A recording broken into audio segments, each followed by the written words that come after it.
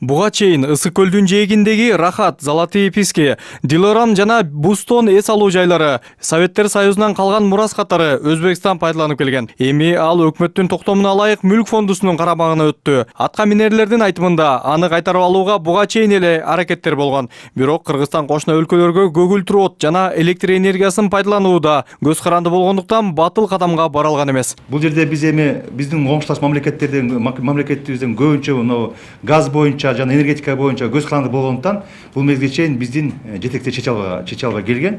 Азыркы күндө саясий эрк чечим менен кабыл алынды. Өзүңөр билесиңер, президентибиз да бул боюнча айтты, премьер-министр да бул боюнча айтты. Бүгүнкү күндө биз энергетикалык көз карандысыз эмеспиз. Бул чечилген. Датка Гемин бул биздин энергетикалык көз карандыкты бекитти. Биз Конституциясыз жашай алабыз, энергетика конституциясындагы. Андан тышкары учурда көл жээгиндеги Казакстан пайдаланып жаткан пансионаттарды дагы кайтарып алуу иштери жүрүп жатыптыр. Ошондой эле бул өнөктүктүн алкагында ондогон чектешкен аймактагы кошуна өлкөлөр пайдаланып жаткан объектилерди кайтарып алуу пландалууда. Ал үчүн өкмөттүн 4 токтому чыккан. Анын негизинде азыркы учурда ошо 15ке жакын объект, андан сырткары кечээки премьер-министрдин буйругунун негизинде ошо Ысык көлдүн жээгиндеги Өзбекстан пайдаланып келген 4 пансионатты өткөрүп алуу боюнча буйрук кол коюлду.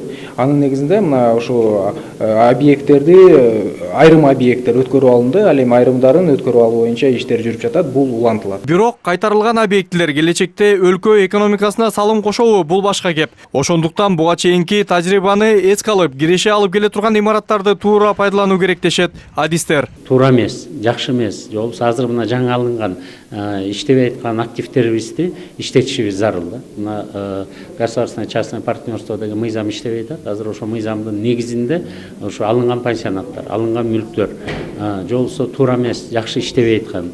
Ошону иштетип аткан эле кишилерге пайда алып келип аткан биздин мүлктөрдүн баары тең ошо биздин жакшы иштетип аткан өзүбүздүн кыздарыбыз, өзүбүздүн балдарыбызга, Кыргызстандын жарандарына эле биринчи очередь ошолорго тартуу кылышыбыз керек. Мына бүгүнкү күнү Кыргызский изморье, Кыргыз алтынынын составында андай көп катуу киреше деле алып келе албай атат.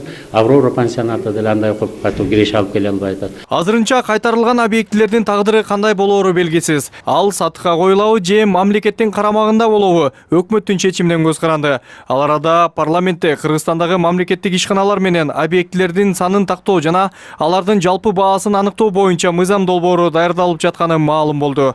Мирбек Айтикеев, Алтынбек Каныбек уулу, НТС.